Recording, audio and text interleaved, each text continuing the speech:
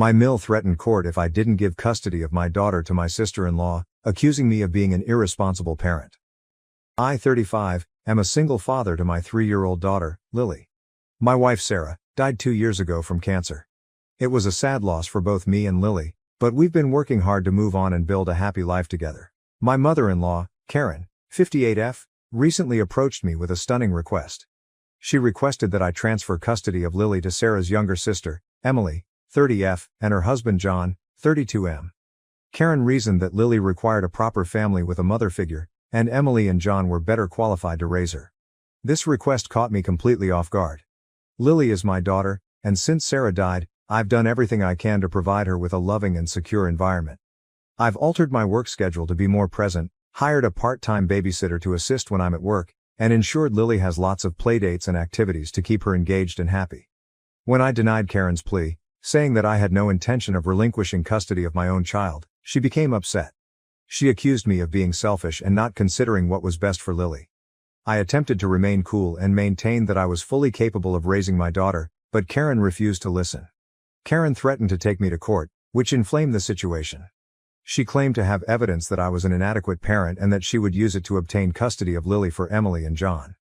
Her threats astonished and wounded me, especially since I've always attempted to have a positive connection with Sarah's family for Lily's sake. I asked Karen what kind of evidence she allegedly possessed, but she declined to elaborate. She just kept saying that Lily would be better off with Emily and John, and that I was robbing her of the opportunity for a regular family life. I held firm and assured Karen that I would resist any attempts to take Lily away from me.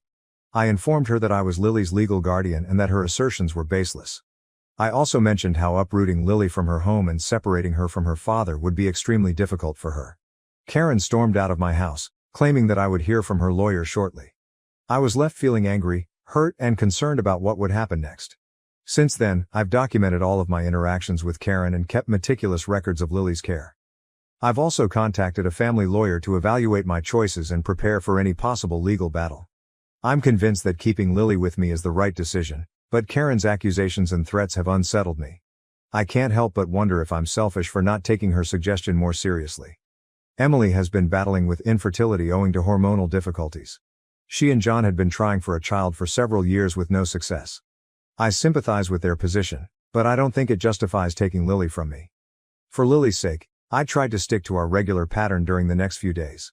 I took her to the park, told her bedtime tales, and did my best to keep her away from the conflict with her grandmother.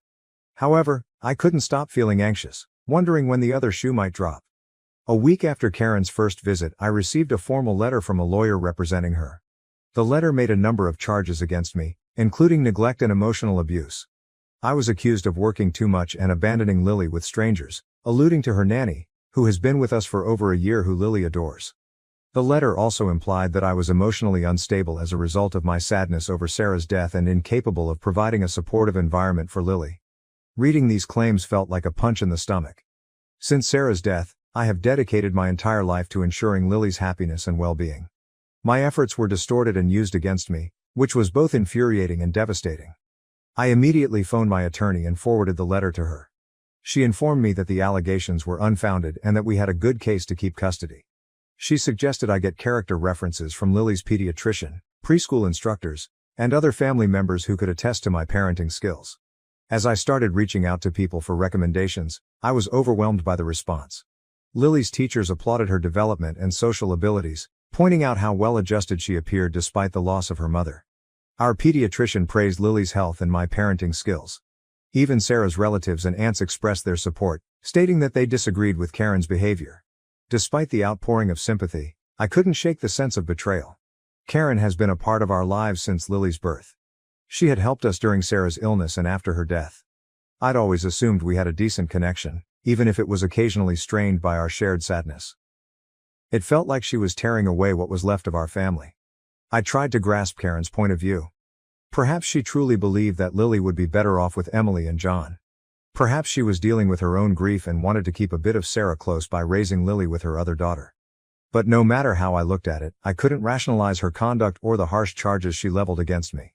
Update 1. Emily and John arrived unannounced at my home yesterday. I was astonished to see them, especially after Emily's previous conversation, in which she apologized for her mother's actions. Lily was napping, So I welcomed them in for a peaceful conversation. Emily began the conversation by stating that they thought it would be best for Lily to live with them. John nodded, appearing uncomfortable but supportive of his wife. I listened patiently and tried to remain cool. When Emily had done, I gently but firmly voiced my position. I explained that while I appreciated their concern, Lily was my kid, and I had no intention of giving up custody. I highlighted Lily's happiness and well-being, and that uprooting her would be terrible. Emily's conduct abruptly changed. Her expression hardened as she accused me of being selfish. She claimed I was damaging Lily's life by denying her motherly care. I was shocked. Emily then accused me of preparing to marry another woman and make her Lily's stepmother, which startled me. This was totally bogus. I hadn't considered dating since Sarah's death, let alone remarry. Emily became even more upset after I denied this. In a bizarre moment, Emily accused me of never actually loving Sarah or Lily. She added that if I truly cared about Lily's well-being, I would let her grow up with a real family. Her remarks were so scathing that they stunned me into stillness. As I struggled to react, John attempted to calm Emily down, but she dismissed him. She jumped up abruptly and announced that they would be meeting with their lawyer again. Emily said they will fight for custody and that I should be ready to lose Lily. They swiftly left after that, leaving me reeling from the experience. I sat quietly for a long time, trying to understand what had just transpired. After I'd collected myself, I called my lawyer to inform her of this new situation. She urged me to chronicle the visit and Emily's threats, assuring me that they had no legal basis to take Lily away from me. That night, as I tucked Lily into bed, I hugged her a little closer than normal. I told her and myself that I'd do everything in my power to protect our small family. The path ahead might be challenging, but I was ready to tackle whatever hurdles came our way. Now I'm left wondering how things got to this point. How did a once supportive family become so fractured? And most crucially, how can I protect Lily from the impending storm while also keeping her bonds with her extended family? Update 2.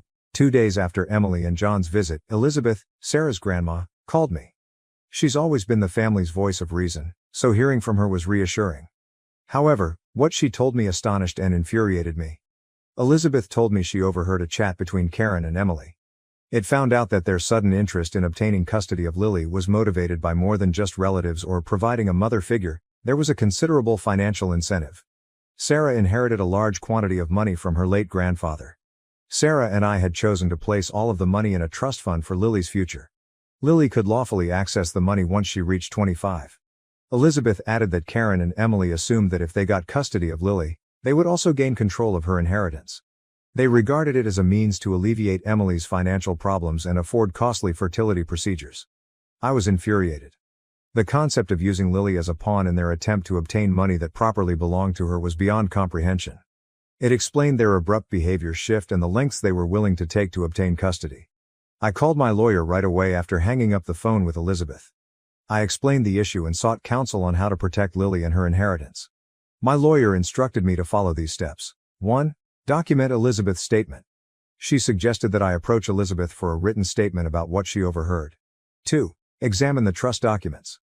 We needed to guarantee that the trust was irreversible and could not be accessed or altered if custody changed. 3. Notify the trustee. My lawyer advised notifying the trustee of the probable custody issue to avoid any unlawful alterations. 4. Consider a restraining order. Given the deteriorating circumstances, she suggested that I pursue a restraining order against Karen and Emily to safeguard Lily. 5. Prepare for court. While we hoped it would not come to this, my lawyer began drafting points to deliver in court if required, with a focus on Lily's best interests and the apparent financial objectives underlying the custody dispute.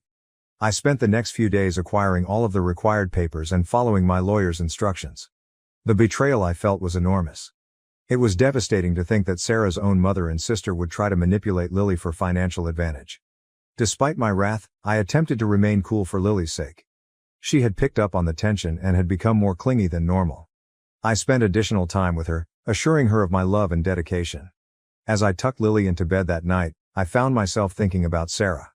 I wanted her to be here to assist me get through this situation, but I knew she would be proud of how I was safeguarding our kid. I made a secret pledge to her and Lily that I would do everything I could to keep our little child safe and secure. Now, as I prepare for what might be a lengthy and unpleasant court struggle, I can't help but wonder how money was able to rip this family apart so utterly. And how can I safeguard Lily, not only now, but in the future, from those who may try to exploit her? Update 3. Karen sent me a note a week after I spoke with Elizabeth and my lawyer. She desired to meet and resolve matters civilly, without using the courts. I consented, hoping it would be an opportunity to end this nightmare. We met in a neutral setting, a quiet cafe in town. Karen and Emily were already present when I arrived. They both appeared anxious, but tried to be nice. Karen began by explaining that they had changed their strategy and wanted to find a solution that worked for everyone. Emily chipped in, proposing we schedule more frequent visits and even overnight stays for Lily at their home. I listened intently as they laid forth their plan. When they were finished, I took a long breath and decided it was time to put all of the cards on the table. I know about the inheritance, I responded gently. The effect was immediate. Karen's face turned pale and Emily's eyes widened in disbelief. They exchanged anxious looks, apparently not expecting this. I went on. I understand that this isn't about Lily's well-being or her desire for a mother figure. This is about Sarah's inheritance, which is already held in trust for Lily's future. Karen attempted to interrupt, but I held up my hand. Let me finish. Sarah and I established that trust together. This is for Lily's schooling and future. It is not available to anyone, including myself, until she is 25. Emily began to cry. Whether from remorse or frustration, I could not tell. Karen appeared to be about to disagree, but I pressed on. I have been patient. I've tried to understand, but exploiting my daughter as a pawn for money is unacceptable. So let me make it clear, this is the end. No more threats, no more accusations, and no more attempts to separate Lily from me. I stared them both in the eyes. If you continue like this, I will not hesitate to take legal action. I'll file for harassment, emotional anguish, and any additional charges that my lawyer recommends. I have documentation for everything, even your financial motivations. Karen's face stiffened. You can't prove anything, she asserted confidently. Are you willing to risk it? I asked. Because I am. I'll do whatever it takes to protect Lily. The hush that followed was crushing. Emily was the first to shatter it. We just wanted the best for Lily, she answered faintly. No, I responded firmly. You wanted the best for yourselves. Lily is happy, healthy and adored. That is what is best for her. I rose up, prepared to depart. This is your final warning. Stop now or we will take this to court. And believe me, the outcome will not be to your liking.